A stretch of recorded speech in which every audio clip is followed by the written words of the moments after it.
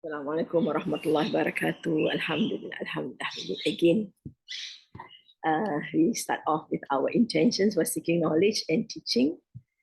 I intend to seek knowledge and to teach, to benefit myself and to benefit others, to remind myself and to remind others, to profit myself and to profit others, to urge adherence to the book of Allah subhanahu wa ta'ala, to invite to guidance and to guide that which is good, seeking the face of Allah, His pleasure, His closeness, and His reward subhanahu wa ta'ala.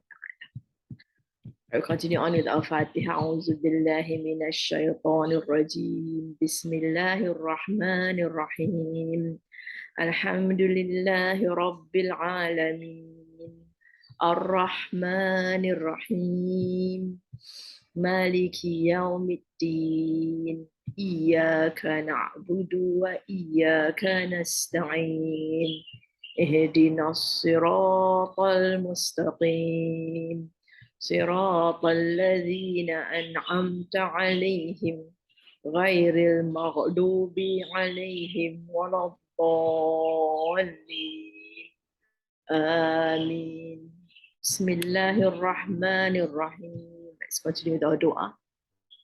اللهم نور بالقرآن بصري واشرح به صدري وأطلق به لساني واستعمل به بدني وقوي به جناني وأسرع به فهمي بحولك وقوتك فإنه لا حول ولا قوة إلا بك يا أرحم الراحمين. والصلاة على سيدنا محمد وعلى آله وصحبه أجمعين بفضل سبحانك ربك رب العزة عما يصفون وسلام على المرسلين والحمد لله رب العالمين. الحمد لله الحمد لله. بسم الله الرحمن الرحيم. رب اشرح لي صدري ويسر لي أمري واحلل عقدة من لساني يفقه قولي.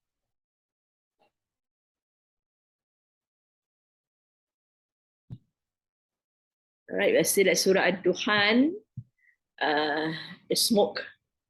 Bismillahirrahmanirrahim. We did verses 32 to 39 in the last lesson.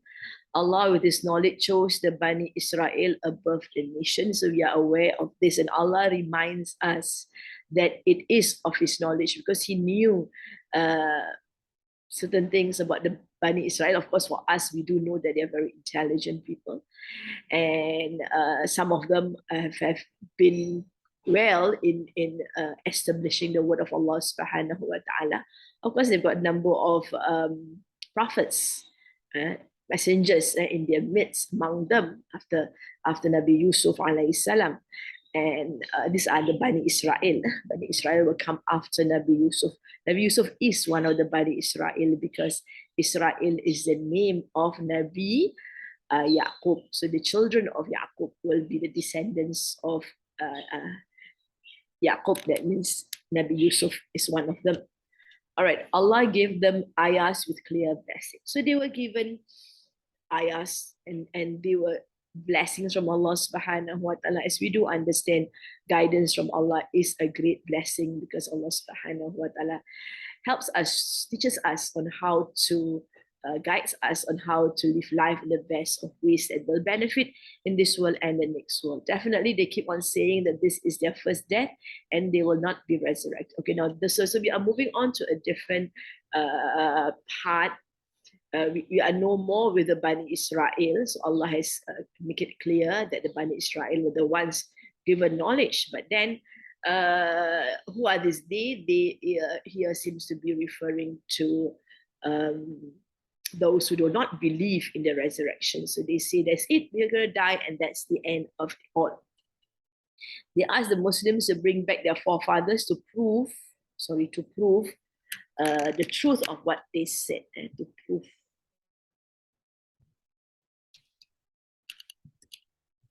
All right, so that is why they say in kuntum sadiqin. They like to use the word in kuntum sadiqin, right? If you are truthful. That means trying to show that the Muslims in their belief that there is resurrection is not truthful because they're not able to bring their forefathers back. Of course, this is an absurd claim by the disbelievers because Muslims have said it is not about bringing back the dead, it's about all of us being raised up in the presence of Allah after the end of the world. So Allah questioned them if they were better than the people of Tuba and those before them, whom Allah destroyed, for they were criminals. So instead of addressing their question, Allah subhanahu wa ta'ala brings them to the reality of those who disobey Allah subhanahu wa ta'ala. And Allah here identified the people of Tuba. We have gone through the people of Tuba, they were people from Yemen. And then those before them, so of course, those before them will be the people of Noah, Saleh, Shu'aib, and such, right? And they were, Allah is telling them that they were destroyed. And you have seen the destruction of people of Ad and such because they traveled these places and saw how mighty these people were. But because they were criminals, because they disobeyed Allah subhanahu wa ta'ala, they went against the laws of Allah, they are destroyed. Allah did not create the heavens and the earth and what is between them for fun, for play. Allah created both the truth, but most don't. So Allah brings their attention, the attention of the people to the heavens and the earth and whatever. So it's everything that Allah has created. Then it's not just for play, right? There is the truth, right? Both the truth. So there is the truth attached to the heavens, the creation of the heavens and the earth. But most people are not aware of the truth that Allah has attached to His creations of the heavens and the earth and whatever is between them. All right, we continue. Yaghli, from the word ghalaya, it boils. So we see here as the ya at the beginning is an it here. And this is fi'al mudari. Fa'atiluhu. It's an instruction. Fa is then i'tiluhu. Atala is to carry. Who is him? So it's an instruction. Fa'atiluhu. Then carry him. Tamtarun, all right, tamtarun, the ta and the waw nun, ta at the beginning and the waw nun at the end says you all. The root word is maraya, actually. There's a ta, the ta in the middle is the ifta'ala structure where there is a reflective kind of things that you yourself are in doubt, that kind of thing. Okay, so yaghli, it boils, fa'tiluhu, they carry him, tamtarun, you doubt. All right, continue with our verses. Inna yawmal fasli miqatuhum ajma'in. Inna, surely, yawmal fasl. Yawmal fasl, the day of decision. Yawm is day. All right, here we have inna. Inna is huruf nasab. That is why we have yawma as in the nasab state with the fatha. And then we see al-fasl is a jar. So we know this is an off structure because yawma doesn't have a tanween there. So the day of decision. And fasl is not only meaning decision, but fasl also has the meaning of separation, distinguishing, and things like that. Inna yawm al-fasl miqatuhum. Miqat is from the word waqat. Waqata is like time, right? Waktu, waktu. So miqat is a place, appointed place, appointed time that when we go for umrah and hajj, we go to the miqat. Umrah especially hajj, and also the miqat. We at different miqats we have been assigned different miqats depending on from which direction we enter. We approach Mecca. And that is a place where we are supposed to make our niyat to put on ihram and then to do either hajj or umrah. Miqatuhum. So hum is their appointed time. So it's miqat. All right. Yawm al-fasli miqat. It's their appointed time. Ajma'in, all. Ajma'in from the jama, and all. Ajma'in, all. All right, verily the day of judgment is the time appointed for all of them. Inna yawmal fasli miqatuhum ajma'in. Very short verses here. All right, we are having 59 verses. So this is We've got another 19 to go, and they're all very short verses. We should be finishing by next week, inshallah, and then we'll continue on to the next surah. Inna yawmal fasl miqatuhum ajma'in. So even inna, the word inna shows that these people are not convinced. So it emphasizes, it strengthens, it makes them understand for surely, definitely, right? Yawmal fasl, day of decision, is an appointed time. So there is a time appointed to it. Only Allah knows exactly when this time is going to be, and is for all. Everyone will be in this time where Allah has appointed. Stated in this verse, the essential outcome of the fact that this world has been created with a true objective. So previously we had the two verses which talks about Allah subhanahu wa ta'ala creating the heavens and the earth and all that's in between them. He created it not without play. He didn't say that he created it in truth, but he talks about the word play first. And then he says he created it with the truth. But most do not know. So there is this negation of an idea that the world is created for fun, that, what it means is that there is no reason, great reason. There is no real reason for the world being created. So we just live and let live. We have fun, we work, we enjoy, we eat and everything, and we'll die. So that is how it is to be seen, right? But it is a truth. And so Allah remind people that the truth is that there will be an afterworld. There will be a day when people will be, there will be a time where they will be distinguished between the good and the bad. And this time is fixed. Miqatuhum. So miqat, we can see, is an ism, which means it is definite. There is no way we can doubt ajma'in altogether. All right, it is against the knowledge, justice, wisdom, and mercy of Allah that this world continues the way it is or ends abruptly. So this comes we come to a conclusion that Allah, the all knowledgeable, Allah, the all just and all wise, and the merciful one, would not allow this world to just continue endlessly without reason. and abruptly. So there is a reason for it. It is essential that a day come in which the Almighty sits in his chair of justice and decide the affairs of all. And that is why we are always reminded in the Fatiha, right? We say, Ar-Rahman Ar-Rahim, Maliki Yawmiddin, Ar-Rahman. Right? We are aware that he is very gracious to us. The fact that sometimes we do things wrong, and he does continue giving us lots of bounties. Rahim is, of course, the mercy of Allah subhanahu wa ta'ala.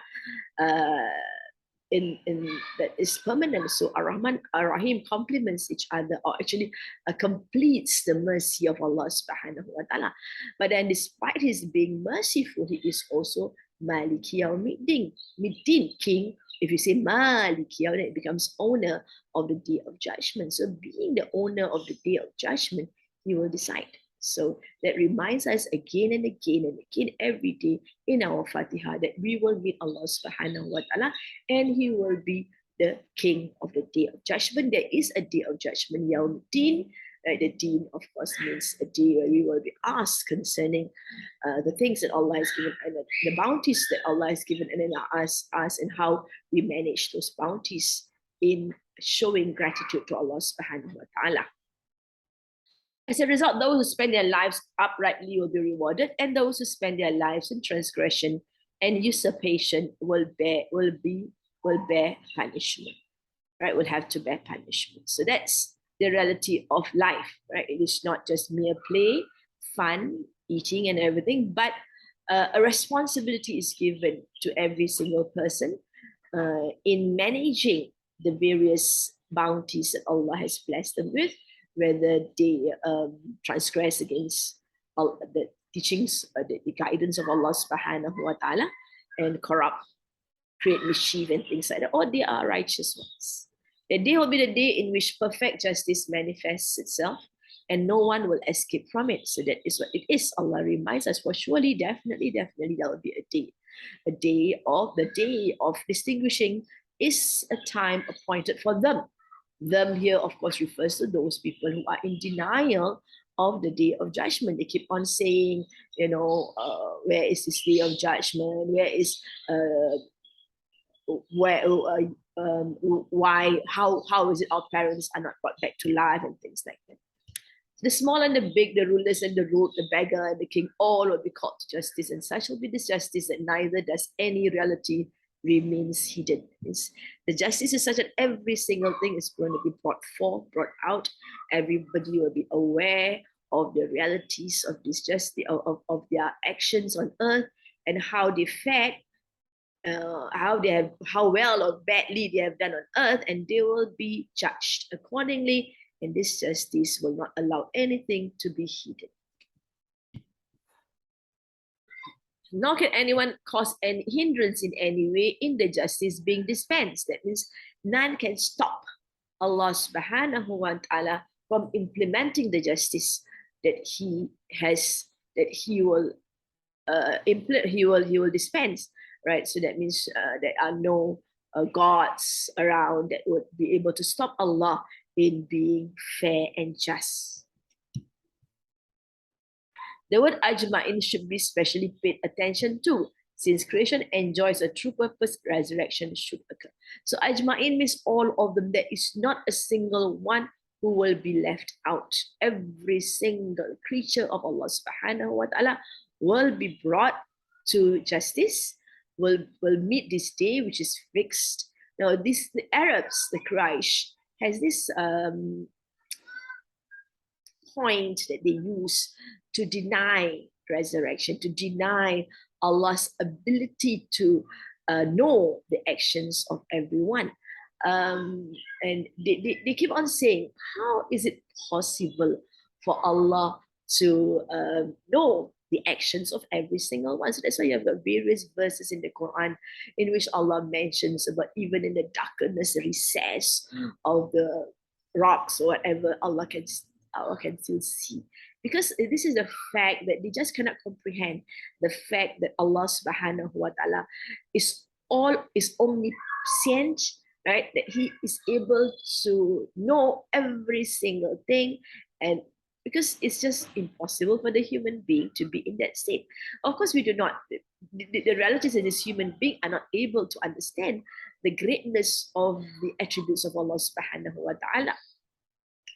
So that is why this word ajma'in is being mentioned, to make them understand that every single one, there's no one hidden, nothing will be not assessed. So because creation has a purpose, so that it is like with this, because there's creation, there will be resurrection. Since the all-wise Rabb created the world of existence as per truth, he will not abandon his favorite creature following his death. All humanity will gather on the day of resurrection, but man will be alone. So talking about together, despite being together, right, they will be alone in the way they are being treated. That means there is no friendship or whatever togetherness there where they can actually fight or protect each other. No, they are just alone. All will be gathered together, all be raised together, right? But they all will be judged. This is not talking about Allah did not talk about the day of Qiyamah, the day of resurrection, but the day in which they will be distinguished. That means from the good and the bad, from the bad from the good, or the good from the bad. So he's alone. What does it mean that he will not abandon his favorite creature following his death? That means they have been so obedient to Allah subhanahu wa ta'ala, going through lots of trials and tribulations, difficulties in their lives, and Allah will reward them. If the world is just for play, then you die and that's it. So it's just not fair that these people work so hard and it's not rewarded. And on the other hand, those who are evil are left not to be punished. The day of distinction, Yawmul Fasl, the appointed time when all humanity together, is one of the appellations of resurrection. That means it's one of the names given to the day of resurrection. Since truth and falsehood will be distinguished in the day, and the wrongdoings of wrongdoers will be compensated. So those who did wrong, who disobeyed, will be punished accordingly.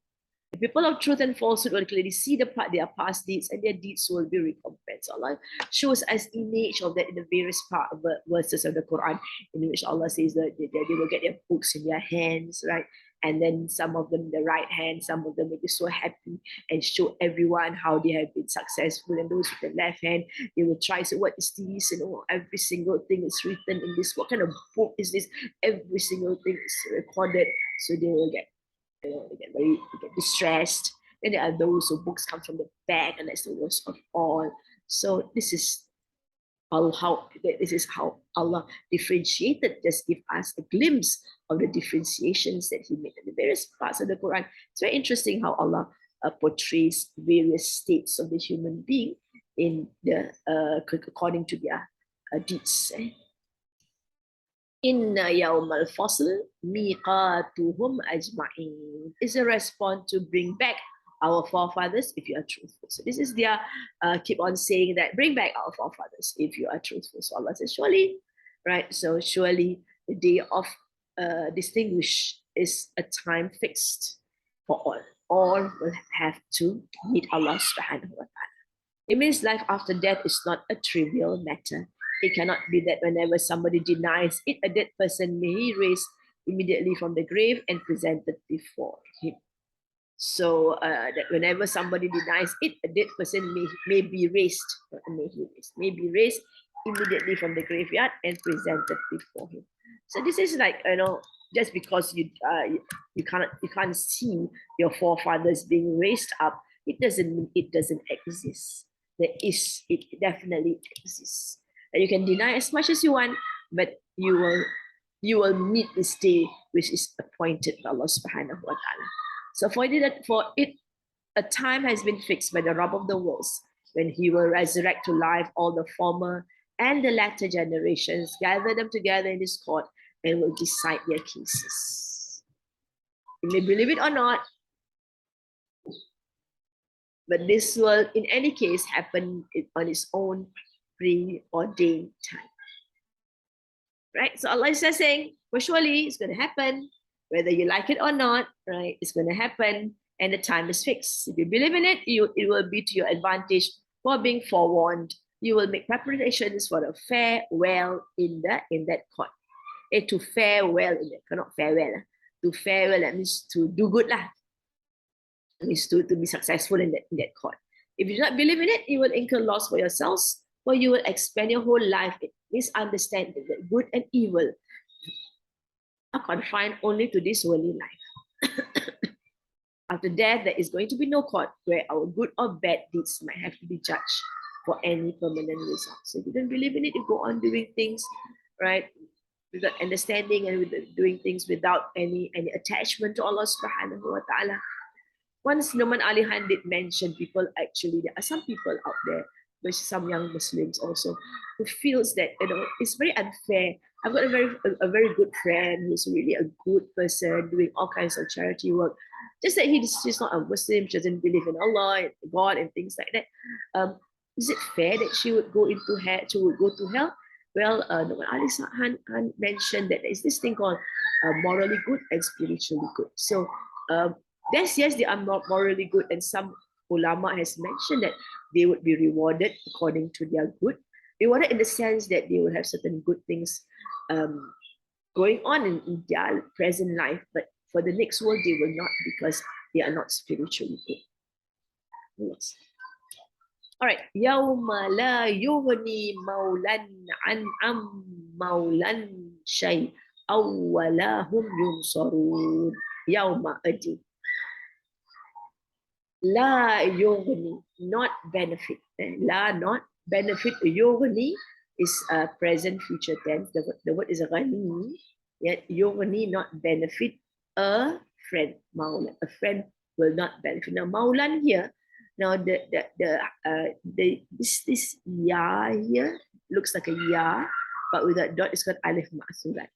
It doesn't have a sign here, so we can't tell from the word that we might think that it is a nasab because of the fathatain here, but if you look at the sentence, we know it is a rafa, because the alif ma'thurat doesn't have a sign to tell us, right, that it is rafa. So,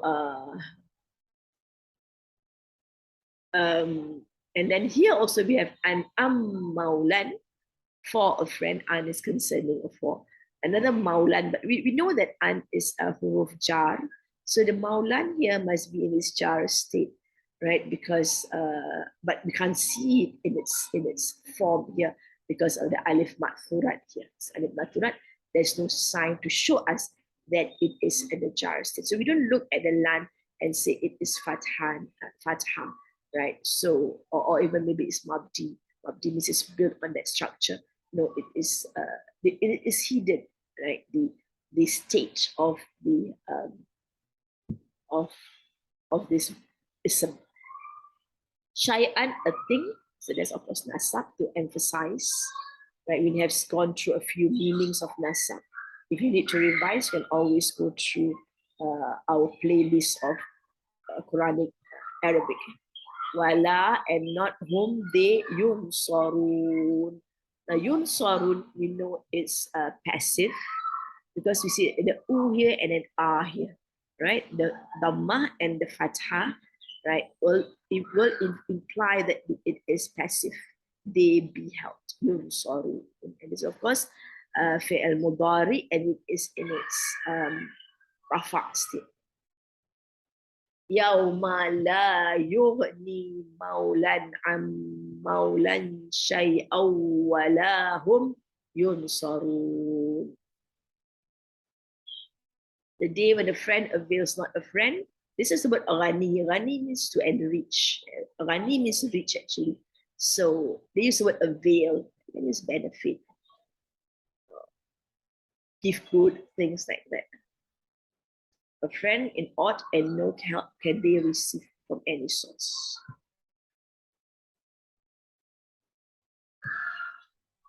Yauma la yughni. That means the day, on that day, we are reminded that those whom we turn to, Maulan. Maulan means, although the translation here is a friend, it actually covers a lot of meaning. Anyone that protects you, anyone that is there for you, right?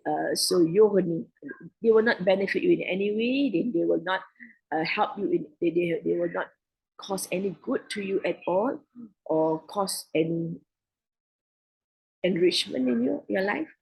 Maulan shay'an, from a maulan shay'an, from another friend, a thing. Yawma la yughni maulan an maulan maulan shay'an.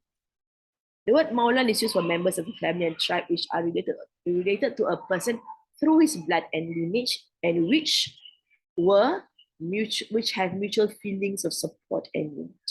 So that's what it is. So it can be anybody that is attached to you, right? Either friend, blood, anybody. So we can see the translation does not really covers the whole meaning of the word maulan. You can put, some translators might put friend, comma, tribe, comma, family, and things like that. So basically, it is not translatable into a single word. Basically, so it's anyone that protects, that is there for you. In the Arab world, the tribes are very important. They support each other. That is why during the boycott of the Hashemites, and we are aware that not all Hashemites. The Hashemites are the clan of Rasulullah sallallahu alaihi wasallam. Not all the Hashemites were Muslims when Rasulullah was in Mecca. Especially so, we know of his uncle Abu Talib. Right? But during the boycott, all of them were boycotted because they were family, they were tribe, and they were supposed to support to maybe to pressurize them to make Rasulullah give up his mission. That was the aim as a family. So here Allah is saying, reminding people that you might be hoping for your friend to help you out in the next one. No, they will not be there for you. Not a single thing. I'm maulan shay'an, Not a single thing. So the shay'an is in nasab to emphasize that not a single thing will you be helped. The verse says that that day will be of such selfishness that no relative will be of any benefit to another relative. Well, maybe the word selfishness might not be a very good term used here. It's not that they are being selfish, maybe they are selfish. Somehow it's just like they for themselves, everybody in a state of fear, not knowing, and worrying for yourself, right? Not so selfish in that sense that they have their concerns and they are very worried for their life and they are not going to be there for you because they have their own concerns. Just like we have a hadith in which Rasulullah tells us that people will be going from one prophet to another prophet to another prophet to ask for salvation, to ask for intercession. And all the prophets will say, nafsi, nafsi. And nafsi, nafsi means everyone is for yourself, right? But Rasulullah eventually they will end up with Rasulullah and he will say, ummati, ummati. That means he will be there for you and he will help you, right? But here we are talking about the non-Muslims here who are denying resurrection and they have their gods whom they hope would help them. If we talk about the Bani Israel also have this hope that their prophets will help them because they are family. So there's no such thing.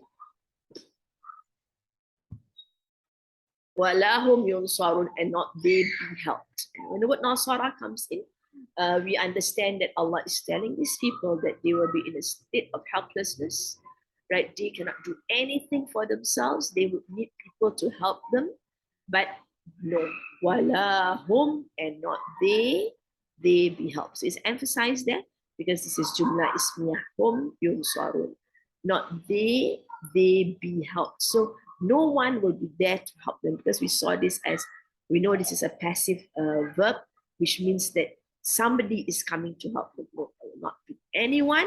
Walahum yunsarun, none will be helped. There will not they be helped. This just reminds people not to hope from help from anyone close. No friend can meet the demands of his friends, since no one will be able to extend help to his friends unless one will be granted divine mercy and favor, since glory, dignity, and succor will solely belong to the divine essence of Allah subhanahu wa ta'ala. Only Allah will decide who can help. So that person who wants to help and not be able to help because it all boils down on whether Allah allows them to help or not. Walahum yunsarun. Moreover, there will be no other source of help either. This evident from contextual indication that this help refers to the help which the idolaters of Arabia expected from their deities. And so they were thinking this. So that's why we find it quite strange. Somehow they don't believe in resurrection, but they are of the opinion if it happens, then we will be saved. Our gods will help us, right? And intercede for us. Because most of their gods, as we understand, are angels whom they take as the daughters of Allah. And so, being daughters of Allah, Allah would actually allow them to give in to put in a good word for their worshippers. Illa man rahimallah, except whom? One, illa, there's an exception, sorry, illa, except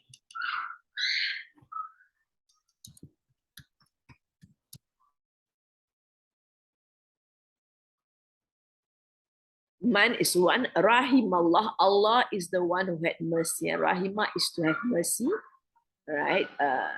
Allah, because Allah here is in his dhammah.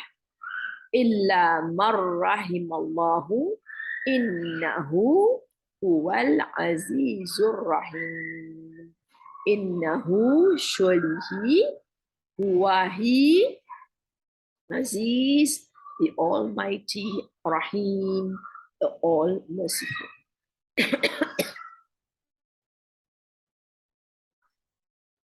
Except him on whom Allah has mercy, Surely or verily, He is the Almighty, the most merciful. Inna man rahimallahu, innahu huwal azizur rahim.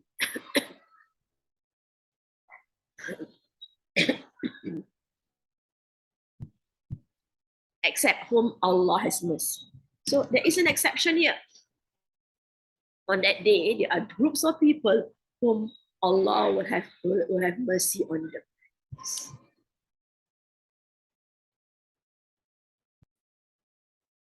That there is this groups of people, one whom Allah will have mercy on.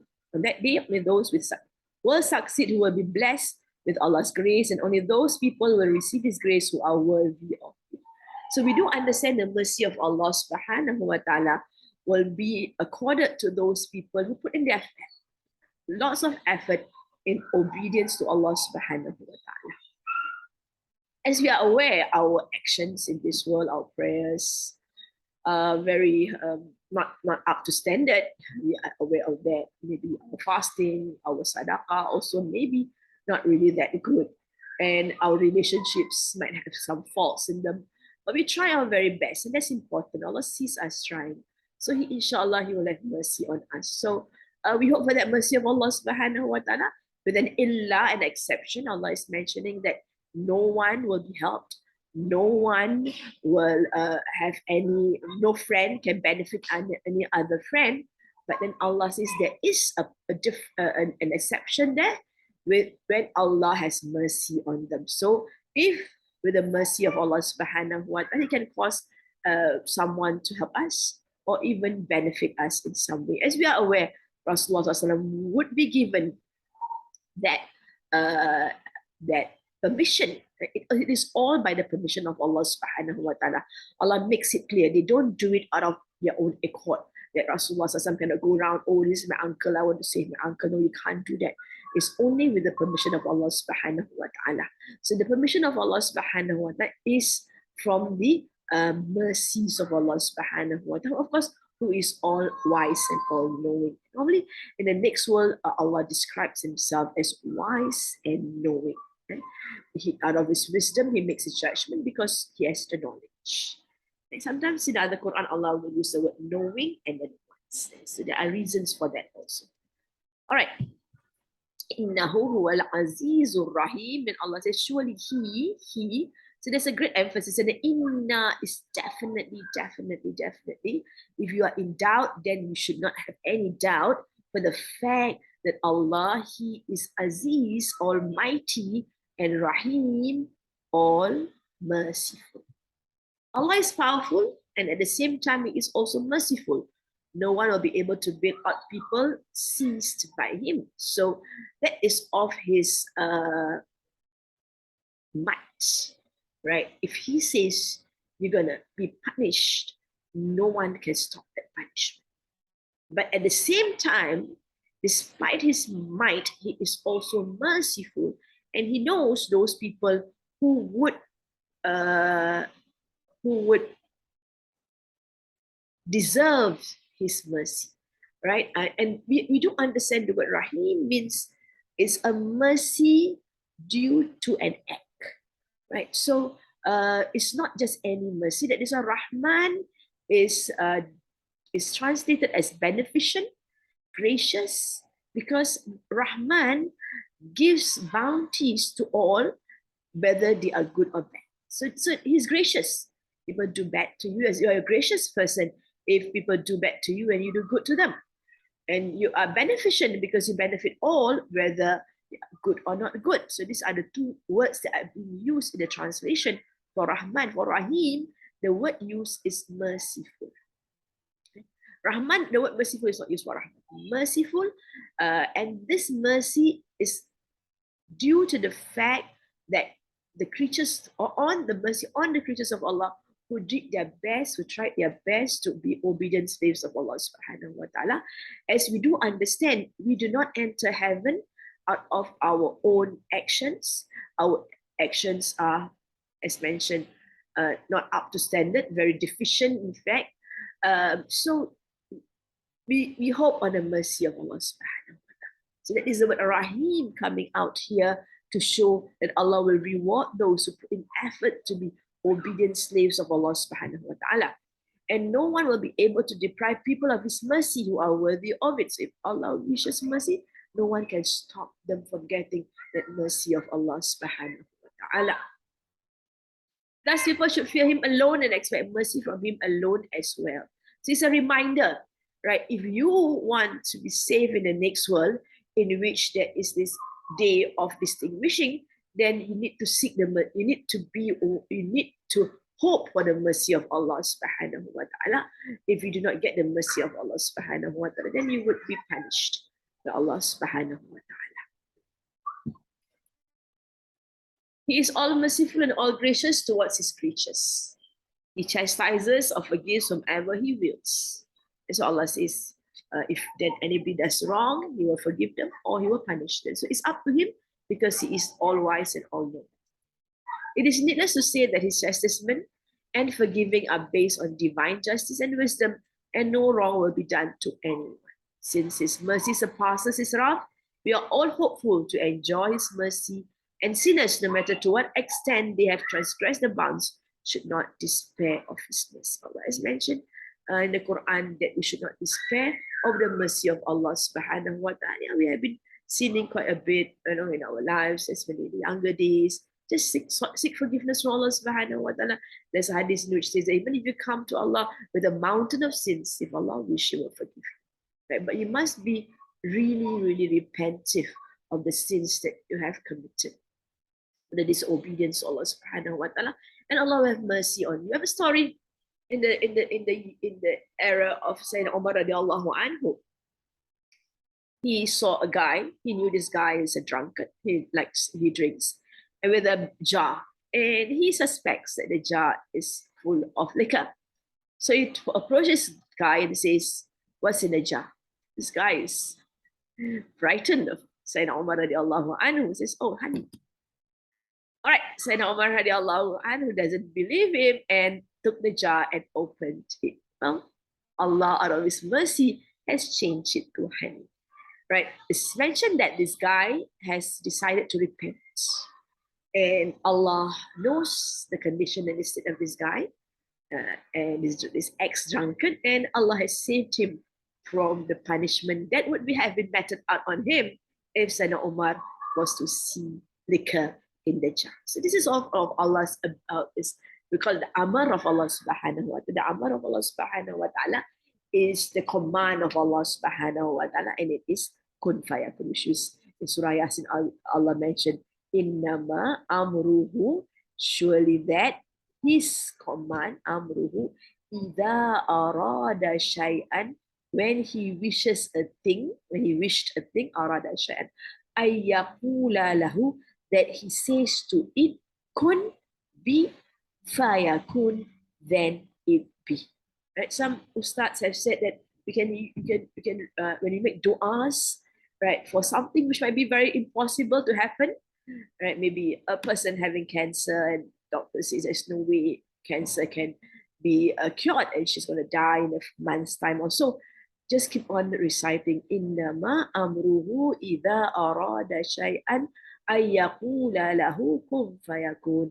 So that is the amar of Allah subhanahu wa ta'ala. If you wish of anything, He will just say be, and it be. Nothing is impossible to Allah subhanahu wa ta'ala. So it is of the mercies of Allah subhanahu wa ta'ala. Allah tells us that Prophet Yaqub alayhi salam said, Innahu la yay'asu min rawhillahi illa al-qawmul kafirin. Translated as, certainly no one despairs of Allah's mercy except the people who disbelieve. Those kafirin. Kafirun is used here to show they are in a state of complete disbelief, because ism is being used here. Rauh here is translated as mercy, but it is that the breezes of beautiful happiness and joy that Allah gives us. So you do not despair of that. He tells His children about when after Nabi Yusuf took the brother in Egypt, and he asked them to go back and search for his two children, and he reminds them that if you are true believers in Allah, you will not despair of the mercies of Allah subhanahu wa ta'ala. It indeed behoves him to exercise justice mercifully and not mercilessly. So even in justice, Allah is merciful, right? He knows the state. He is not unfair to people. And that is why he keeps on telling us, right, in Surah Yasin, Allah subhanahu wa ta'ala, Allah says, La tuzlamu yawman illa ma kuntum ta'malun. La tuzlamu yawman. On that day, you will not be wronged or unjustly treated except with whatever you do. So that means your actions will cause you to be punished. And in other parts of the Quran, we have Allah subhanahu wa ta'ala mentioning that a punishment, an evil act is punished according to the act, not more than that. But a good deed is rewarded more than what it deserves.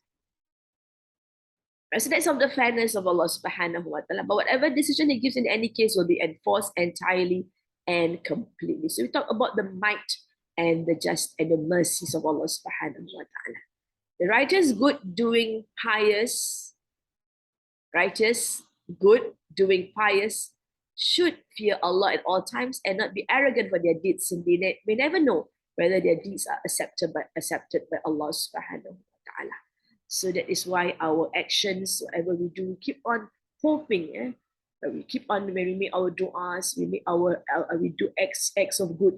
And we see this an example in Nabi Ibrahim alayhi salam.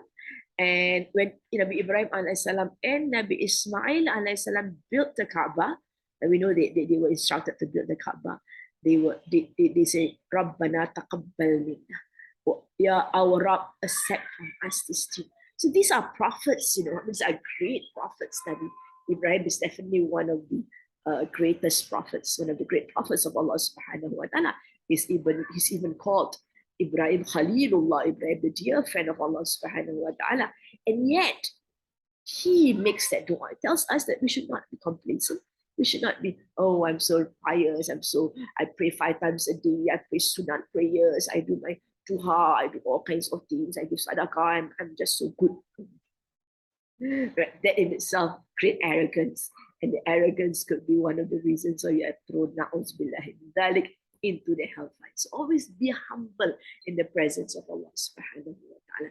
And it's why we as Muslims, we are called into the presence of Allah subhanahu wa ta'ala. We are invited to the audience of Allah subhanahu wa ta'ala 5 times a day. And that is a moment, those moments of prayers 5 times a day is a moment of us humbling ourselves in the presence of Allah subhanahu wa ta'ala, knowing that we need him and we are here, we are in his presence, doing our very best to be true slaves of Allah subhanahu wa ta'ala. Believers' hope and fear should be like the 2 pans of the balance. Balance should be balanced, right? Hope that our actions are accepted, right? And Allah will bring us into heaven, but fear that there might be some faults in our actions so that we do not become over complacent and arrogant with our actions. Some says it should be hope and fear should be like the wings of the bird, which helps the bird to stay in flight, right? If one is lesser than the other, then the bird will not fly. All right. So it is absolute wisdom that requires that Christians should have a day when judgment is made between those who follow true guidance and those who go astray. When goodness is rewarded and evil is humiliated, when people have no support, bond, or relation. They will return to their Creator as individuals, just like He created them to be requited for what they did in life. No one will support them or offer a gesture of mercy except for those on whom Allah bestows His grace. That is why we are advised to recite a dua after azan. We in Singapore, we do not hear the azan. So some of us live very far from mosques also, and the azans are not loud. But we are blessed in this modern era to have the phone with us. Make it a point every day, every waktu, to hear the full azan, respond to that full azan, to the azan, and then make the dua after azan, because in that dua,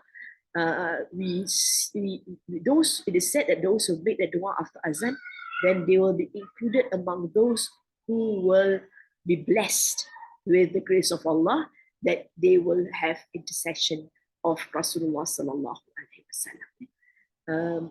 Although it is a recorded azan, but the ulama has mentioned that azan is being sounded every part of the world. So it's good that we have that desire to obey this good advice from Rasulullah sallallahu alaihi wasallam. All right, let's recite and recall. Inna yawmal fasli miqatuhum ajma'in.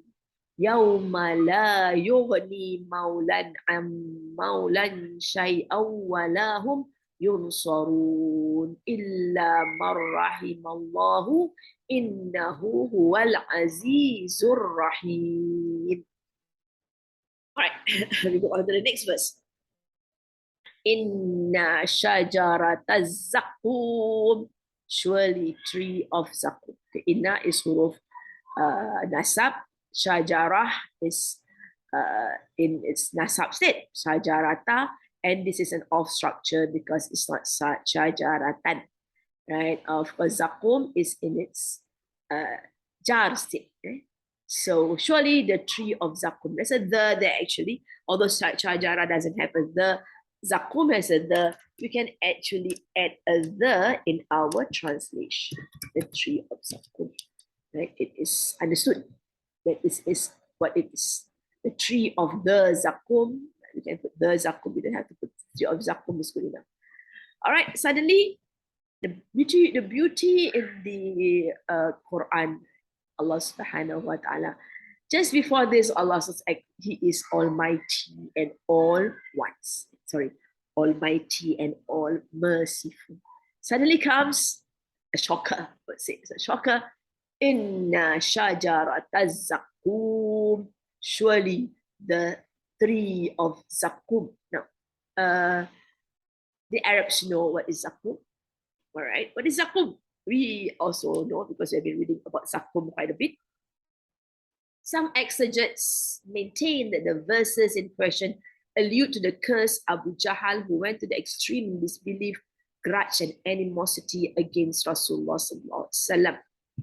It is reported that once Abu Jahl was eating some dates mingled with butter and was saying mockingly that it was a zakum against which Muhammad warned us, and we eat our fill of it. So he's making fun of the warnings of Rasulullah sallallahu alaihi wasallam. So this is a warning. Inna, definitely, surely, there is the tree of zakum. So what is this tree of zakum? Rejecting his false claim, Allah Almighty said that the fruit of the tree of zakum was the fruit of sinners rather than what Abu Jahl conceived of it. Now, this is later on in the next verse.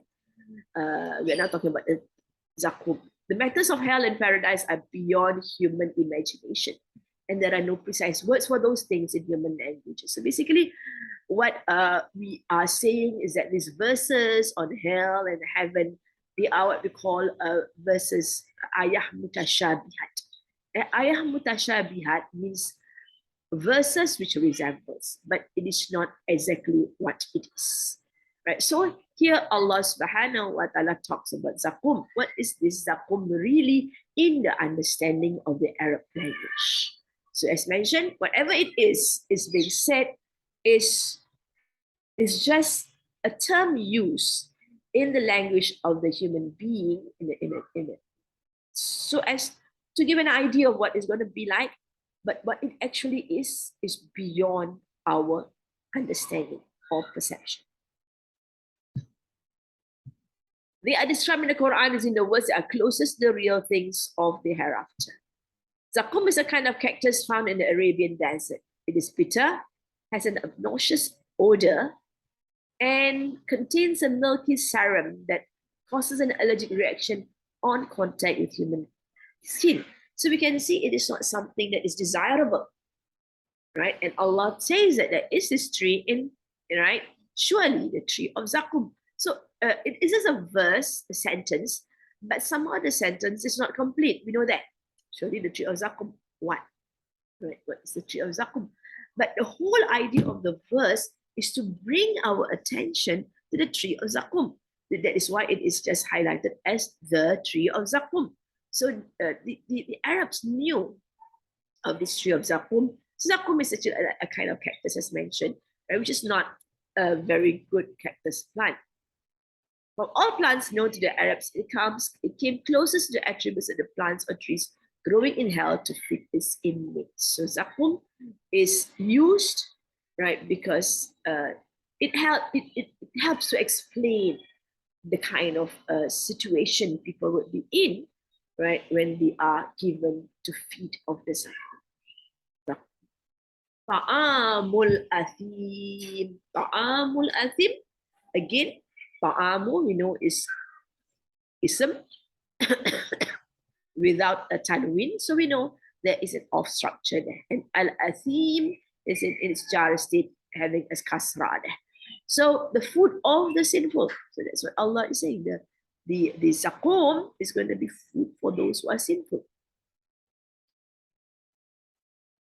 Ta'amul athim. Allah tells us how He will punish the disbelievers who deny the meeting with Him.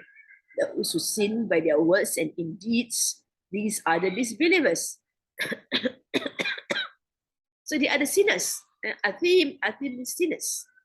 Ibn Jarir recorded that Abu Darda was reciting to a man, Inna shajarat az-zakum ta'amul athim. The man said the food of the orphan. So he's making fun of the sentence there. Abu Darda said, say the tree of zakum is a food of evil doer. He will not have any other food apart from that. So he's reminded, no, it is the food of those who are evil doers, who did lots of evil things. And that's his only food. Mujahid said, if a drop of it were to fall on the earth, it would corrupt the living of all the people of earth.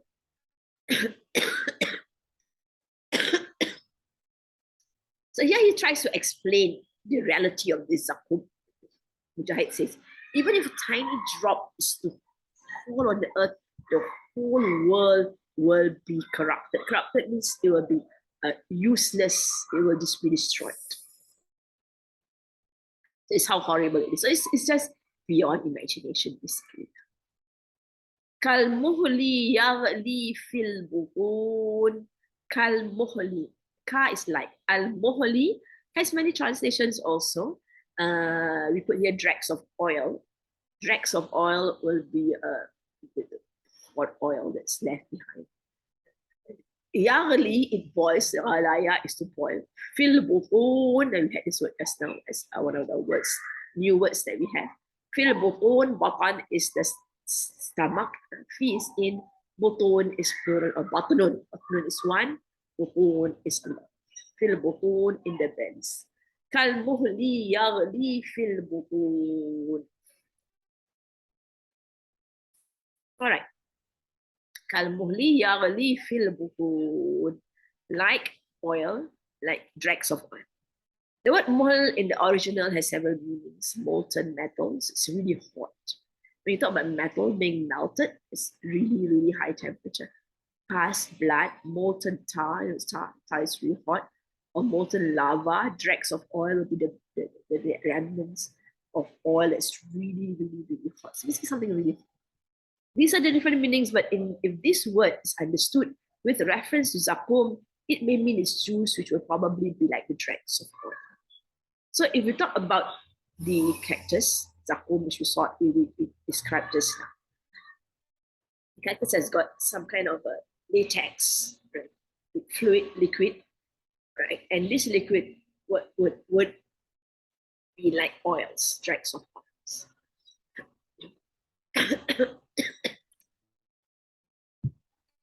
The scene begins an image of the zakum tree, which is said to provide the food of sinners. It is a powerful image that strikes fear and panic in the audience's hearts. The closest thing we know to this wood is the lees, the sediment that remains when oil has been long boiled. So lees is what they call it, the dregs of oil. It's this hot thing, right? After oil is being boiled. Horrible things, basically. This continues to boil their bellies like molten lead. So this is kalmuhli yaghli fi butun. And Allah says, kaghalyil hamim. Ka is like ghali, ghal. And so you had the word yaghli, now it's ghali, right? Ka, like, this is ism. Like the boiling of the scalding water. Hamim can be hot water, scalding water. So like the boiling of the scalding water. Now, why was there a need to use water? It's mentioned, Allah says the dregs boils in the stomach. So the dregs actually boils in the stomach. So it's already boiling. The word boil was used. And then it further describes, further trying to explain the intensity, the horribleness of this food that they are being forced to eat. And it's like the boiling of hot water. What is the meaning of boiling of hot water, scalding water used here? Here, people have been told what kind of effect it will have when ingested. Its fluid or serum will behave like hot dregs of oil, while it will boil in the stomach just like water boils over heat. This would will boil the way the sediment of sour oil boils vis-a-vis its intensity, heat, and bitterness, and it will sizzle like sizzling, like sizzle. It will sizzle like sizzling water. Trying to explain the meaning of sizzle. Basically, when you heat oil, it doesn't boil like water, right? We might see heat, right? But it doesn't really go to that boiling intensity of water, right? Water really boils a lot compared to oil. So this is to further describe the state of that food when it is eaten, right? It's really, really boiling and sizzling in the stomach. It's really intensely hot. When oil is heated, it gets very hot, but it does not sizzle. When water is heated, it sizzles as well. So that is why Allah further described. Basically, as mentioned, whatever happens in the next world is beyond our understanding and perception. That is why the description is given with greater intensity or further explained to make us understand that's really, really, really, really terrible. Here in the simile, both facets of being heated up are combined. Right? That means hot and boiling and really sizzling up. All right, let's just recall about the zakum. Inna shajarata zakum ta'amul athim kalmuhli yaghli fil butun kaghalyil hamim. خذوه فاعتلوه إلى سواء الجحيم. خذوه, seize him. Hold is to seize. It's an instruction. فعل أمر. خذوه, seize him. فاعتلوه, fa is dead. اعتلوه, right? This is alawa, to drag. Atala, sorry.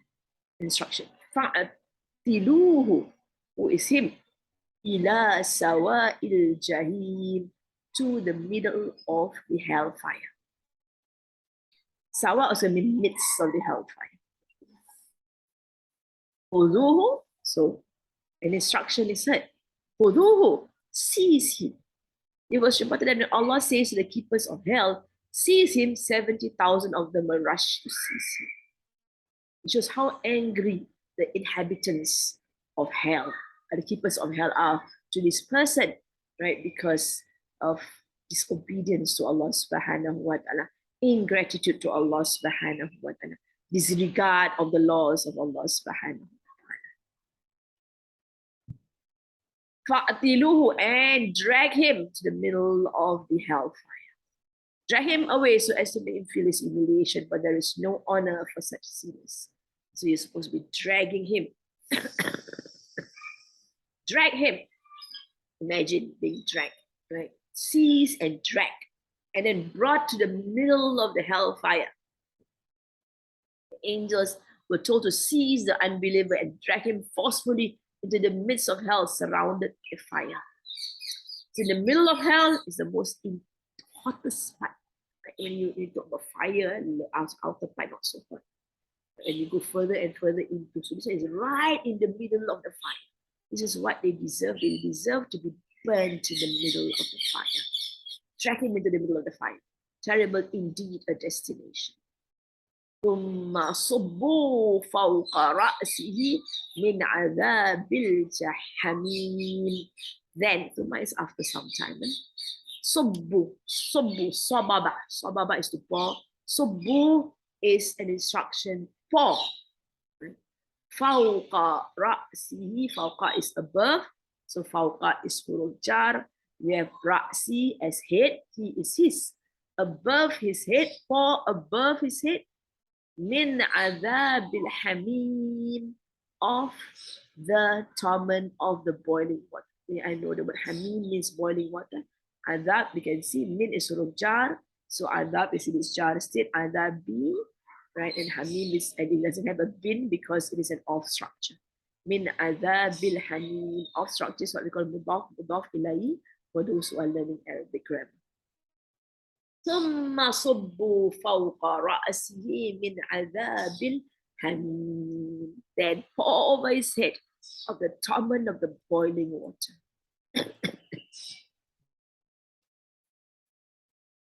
After some time, so you dragged him, right? So of course the fruits was there for them to eat. It's horrible fruit that will pierce their bellies, will boil in their bellies, right? It's really terrible. On top of that, they were asked to be pulled, seized and pulled right into the middle of the hellfire. And then another instruction comes, pour water on their heads. And this is the punishment of the boiling water. So it's a punishment of boiling water. Imagine having boiling water poured on your head. And this is not exactly what's going to happen. What's actually going to happen will be even worse than this. We can't imagine anything worse than that. To have boiling water poured over your heads. So they feel that punishment of boiling water. ثم صبوا فوق رأسه من عذاب الحميم. And thumma is delayed response, right? Delayed after, then. So that means they have been tortured in the hellfire, and then this comes around. Giving due consideration to eloquence, it is surprised that the above words will be proclaimed to these people from Allah subhanahu wa ta'ala. It is understood, as they mentioned from the Allah's name isn't mentioned, but it's understood that Allah is going to be the one who's going to instruct them, instructing them to seize them and drag them into the middle of the hellfire and then pour water over their heads so they can feel this great punishment of the boiling water. The source of this proclamation is not mentioned, only the proclamation itself is cited. In other words, the wardens of hell will be directed to seize these people and drag them to the depth of hell and spill buckets of boiling water on them as a sizzling punishment.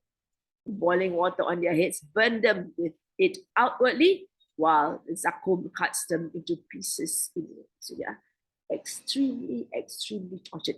This is enough for us to visualize the great torture that they will have to go through. As mentioned, what they go through is even worse than this.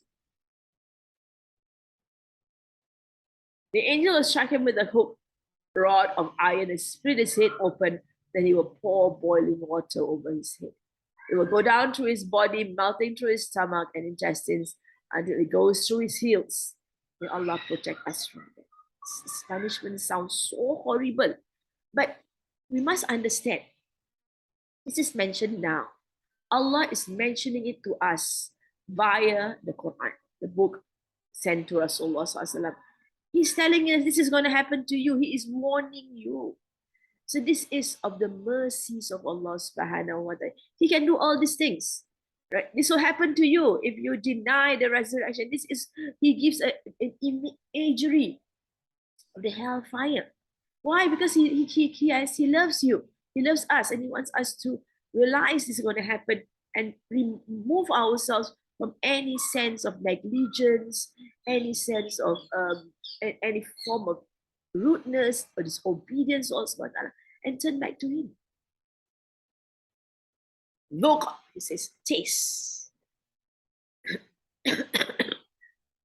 Innaka, surely you, anta you, Azizul Karim, the mighty, the honorable. Aziz is used here. Karim is used here, the honorable, the generous one. Dhuqa. In another instruction, fi'il madi, fi'il amr. Innaka, surely you. Anta al-azizul kareem, the mighty, the honorable. So they asked us taste. Look, taste. You're going to taste this punishment. These people had arrogantly denied this day. Today they should taste this torment. Abu Jahl will say to Rasulullah SAW, "Oh Muhammad, I enjoy your power and I am held in esteem." Sorry, I enjoy power. It means I've got lots of power and I'm honored.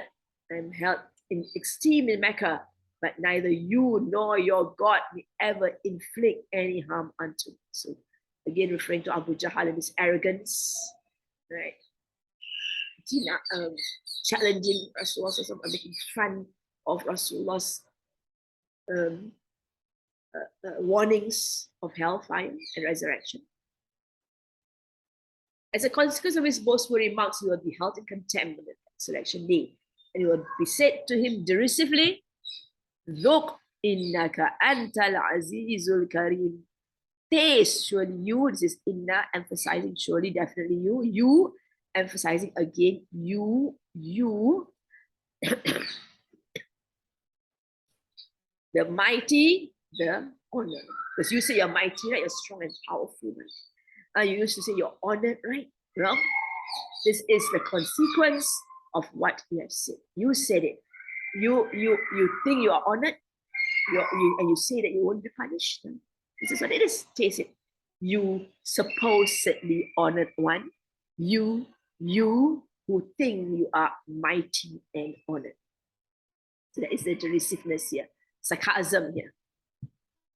Innaka antal azizul karim. Ad-Dahak reported that innaka, surely you, the powerful and the generous or the honorable. Ibn Abbas radiallahu anhu said this means you are neither mighty nor generous. It's just making fun of you. You are not that one who think you are mighty. You are not the one whom you think you are generous. This is indeed a fate best suited to the one who boasted of his power and honor. Now he has none of this because his boasting was an affront to Allah and his messengers. His boasting was deriding, making fun of Allah and his messengers.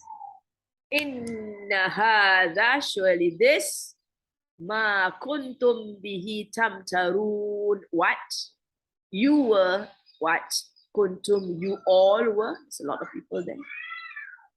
Bihi, of it, tamtarun, doubting. Ta and the waw is you are doubting. So because the you were is there, you put the word doubting there as in continuous tense, past continuous tense. Inna hadha ma kuntum bihi tamtarun. So this is what we disputed about. We can see that here, inna, surely, definitely, this is the punishment. What kuntum, you were, bihi. So bihi, of it, concerning it, right? So that it here refers to the day of resurrection, the punishment that will be meted out on those people, right, who doubts the words of Allah subhanahu wa ta'ala, who doubted the words of the prophets of Allah, who made fun of the prophets of Allah. So this, surely this is what you were of it in doubt. This is the thing about which they create all sorts of doubts. And they make fun of it, like especially they were saying, oh, if you are truly truthful, bring back our forefathers. When these believers taste the torments, they will be said unto them that this is a torment warned by the prophets, but you held them in doubt and slandered them. You made fun of the prophets, you ridiculed the prophets, you call them liars, you find all kinds of reasons to denounce them. Well, here it is now. Inna hadha ma kuntum bihi tamtarun. This Surely this is what you were of it doubting.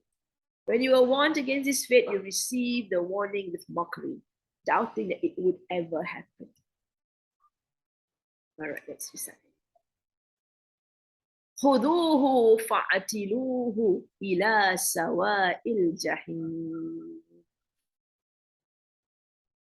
ثم صبوا فوق رأسه من عذاب الحميم ذق إنك أنت العزيز الكريم إن هذا ما كنتم به تمترون.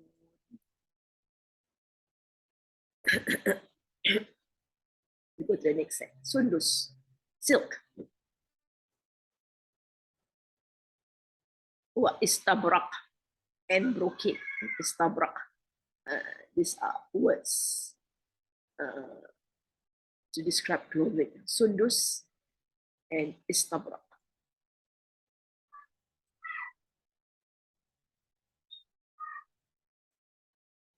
Innal muttaqina fi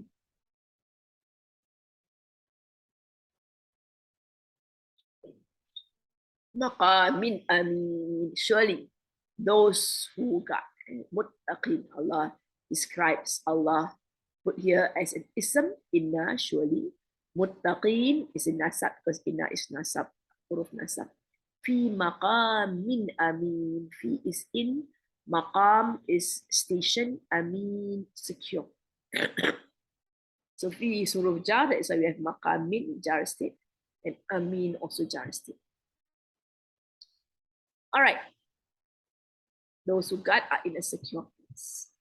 Innal muttaqina fi maqamin amin. Surely, definitely, the ones who are always on guard. Muttaqina, we are reminded. Allah subhanahu wa ta'ala starts off the Quran, of course, with Fatiha, where we sought the guidance of Allah subhanahu wa ta'ala. And we hope to be of those people who are blessed with great joys in being slaves of Allah subhanahu wa ta'ala. And we fear being those who incur the wrath of Allah. And we don't want to be those who are astray. That's Fatiha, beginning of this Quran. And it follows Al-Baqarah, in which Allah described three groups of people. And the first group described were people are the muttaqin. من ذلك الكتاب لا ريب فيها لا ريب فيه هدى للمتقين. It's a guidance for those of taqwa. So the people of taqwa, and it is used in its ism form. That means at any point in time, they are not confined by time or place. They are in a state of being wary of Allah subhanahu wa ta'ala. Right? They're not people who have taqwa, but people who are those with taqwa at all times.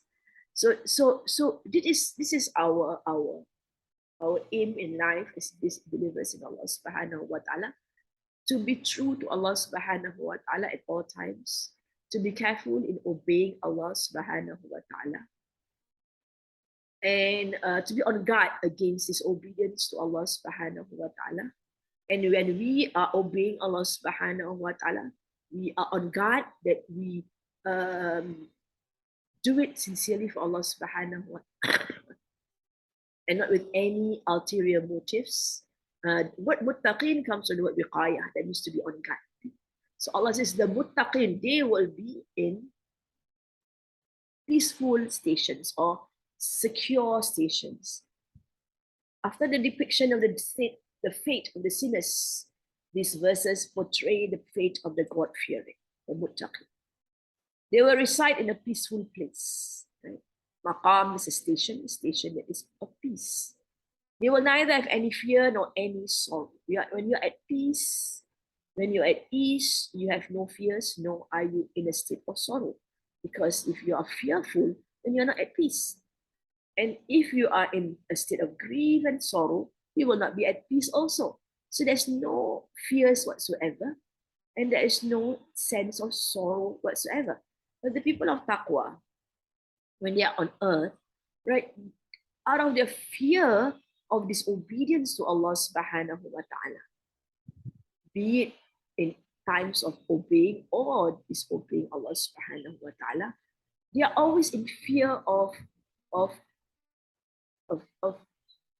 incurring the wrath of Allah subhanahu wa ta'ala. And of course, they are in sorrow when they see people around them not abiding by the laws of Allah subhanahu wa ta'ala. That sorrow is no more there once they are in the next world. They are in maqams. Ameen. Peace and security implies being completely free of any worry, fear, anxiety, or ill feelings. The Prophet ﷺ informed people, as reported by Muslim from Abu Hurairah and Abu Sa'id al-Khudri, the people of Jannah will be told that you will always remain healthy and will never become sick. You will live forever and will never die. You will always be prosperous and will never face adversity. And you will always remain young and will never grow old. First, health, you will always be healthy. We worry about our health, then we will not be at peace. So we fear that you might get cancer, we fear you might get this, we fear you might get that. And some people who are always fearing sicknesses, right? You will live forever and will never die. Some people, they are not at peace because they know they will die one day. You fear that day when you will die. You will always be prosperous and will never face adversity, right? If people who are always worried about calamities and such, they will not be at peace. But if you're always prosperous, then you're at peace.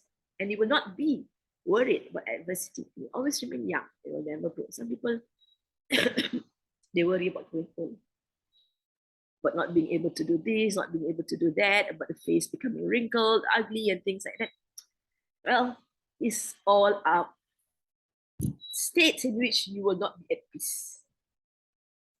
They will enjoy in paradise. When Allah describes the state of the doomed, He follows that with a description of the life of the blessed. For this reason, the Quran is called Al-Mathani, that is often. So He repeats it again. We see that often. So it's encouragement. Do you prefer this horrible life where you will be eating the zakum, which is horrible, it's going to burn you through, and you're going to have boiling water poured on your head after you're dragged into the midst of the hellfire, and you will be derided, you will be, made fun of, or you prefer the state where you will be in a state of peace at all times. Repeat it because this is depiction of hell, depiction of heaven, hell, heaven, hell. Hell always follows after heaven, or sometimes it's heaven and hell, depending on the theme of the surah.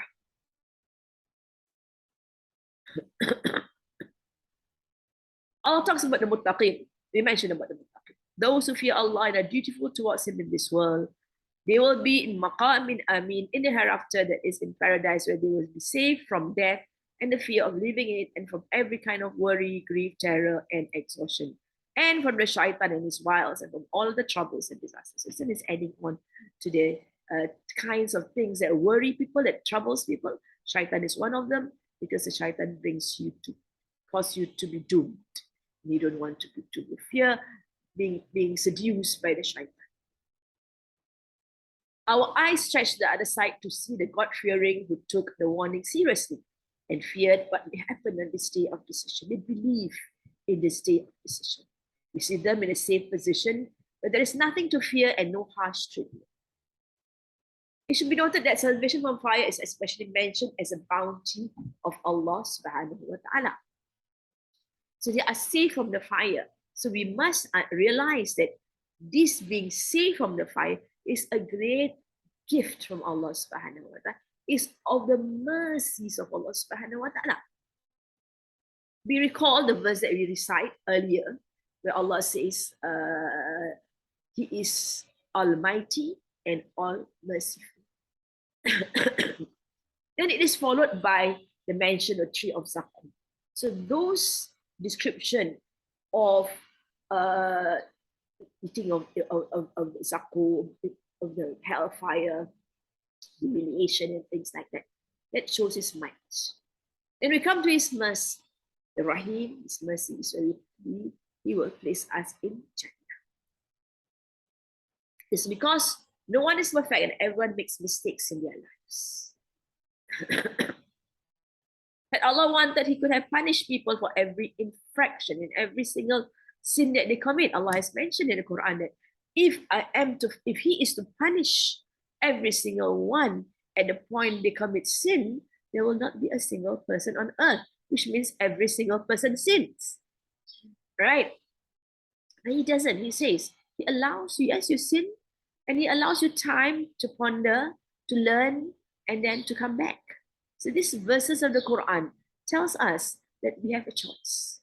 Allah giving us the scenario of various of the consequences of our actions, and He wants us to choose to be those whom He blessed with mercy. As mentioned again before this, only those who are blessed with mercy, right? They will not be in a state of fear.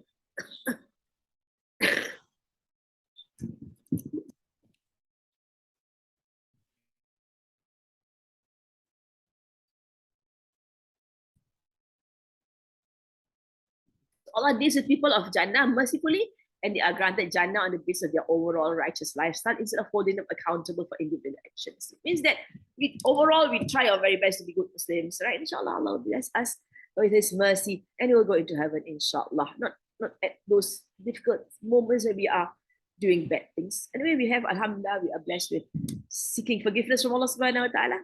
In addition, the bounties of Jannah will be far more than any good actions and righteous lifestyle could ever have deserved. So what we have in Jannah, we more than what we deserve.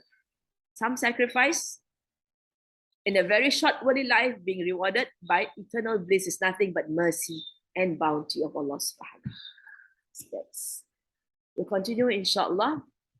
Very short verses, we should finish. Inshallah, we'll go on to the